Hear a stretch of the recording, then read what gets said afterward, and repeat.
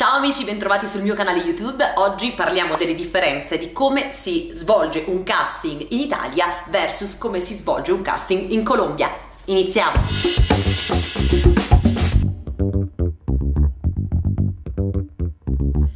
Bene, allora, alcuni mi hanno chiesto, ma ci sono differenze, o meglio, quali sono le sostanziali differenze tra fare l'attore in Colombia e fare l'attore in Italia? Allora, intanto penso che mettiamo proprio al centro della conversazione di questo video, più che una conversazione, insomma, questo monologo che io faccio e che poi magari voi ascoltate, rispondete, io spero che rispondiate perché me salió in spagnolo. Perché ovviamente questo mi fa piacere sapere che comunque c'è qualcuno dall'altra parte che mi ascolta, che in qualche modo questo possa far bene a qualcun altro, che possa essere utile, ecco. Anche perché sapete che realizzare dei video e trovare il tempo per realizzare dei video per un canale è veramente un'impresa, un lavoro a tutti gli effetti, esattamente come è un lavoro realizzare dei casting. Da un po' di tempo a questa parte in Italia ovviamente sappiamo che ci sono delle collecting, le più importanti sono Artisti 7607 e Nuovi Maie, che pagano per i casting. C'è stato il periodo della pandemia in cui pagavano anche i self-tape, purtroppo ora no, ora non so se Nuovi Maie lo fa, però fondamentalmente ecco, questo gratificava il lavoro di un attore, perché tendenzialmente comunque per fare un casting hai bisogno dell'attrezzatura, hai bisogno ovviamente di studiare, prenderti del tempo, quindi come se fosse una o più giornate di lavoro, dove ovviamente tu vai a investire il tuo tempo, la tua fatica, il tuo impegno, il tuo studio per realizzare ovviamente un casting.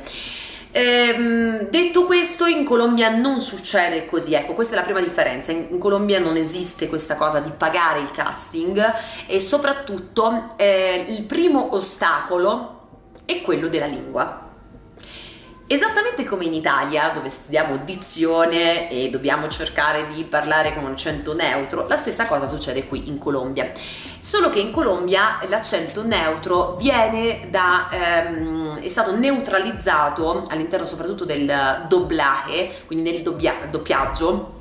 Quindi nel doppiaggio per la televisione, per la radio, ma anche nel cinema attualmente, lascio fuori un po' la parte novelas, quindi serie, in quanto il più delle volte magari le serie sono realizzate nella parte della costa della Colombia, quindi l'accento può essere quello paisa.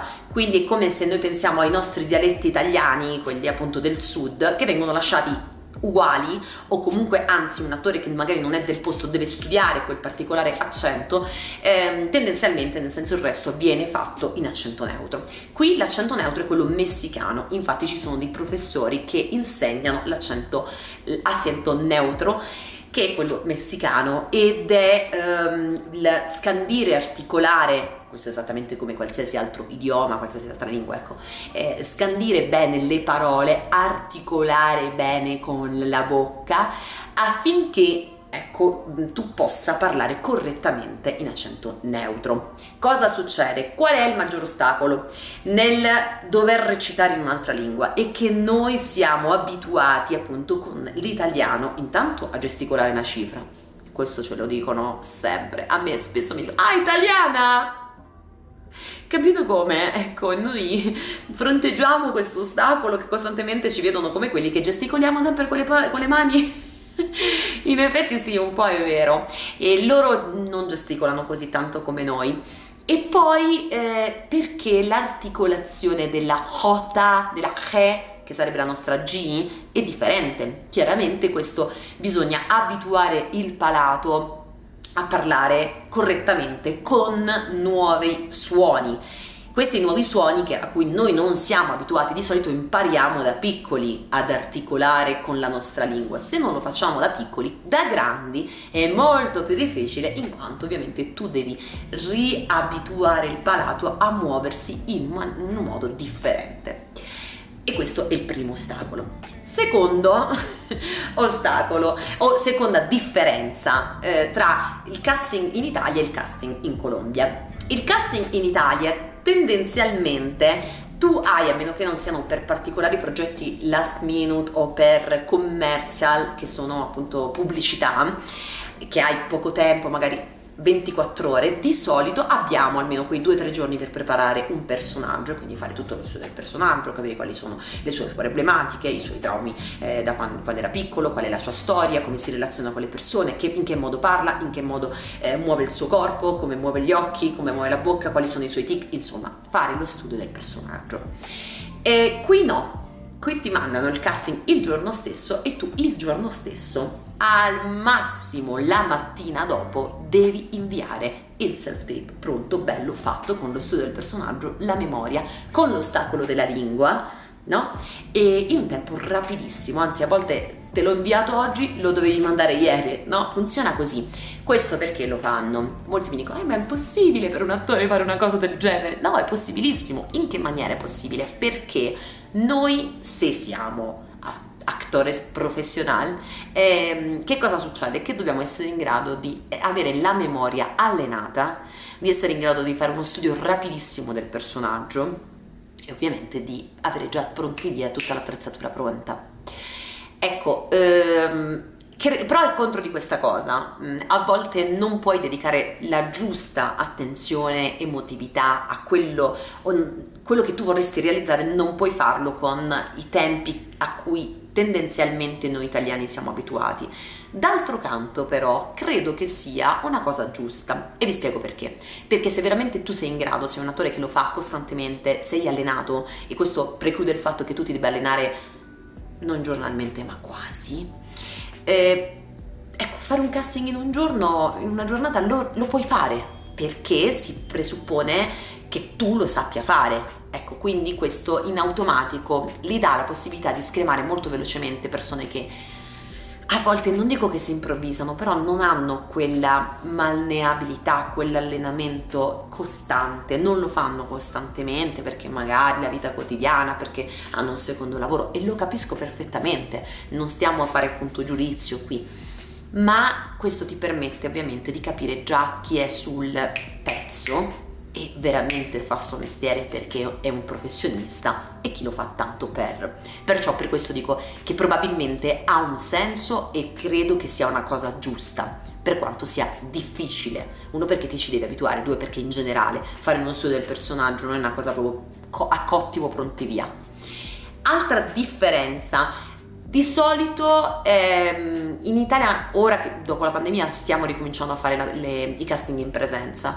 Qui si continua ovviamente con i self-tape e rarissime volte, oddio quasi per niente, io ho fatto casting in presenza, soltanto col back li ho fatti in presenza.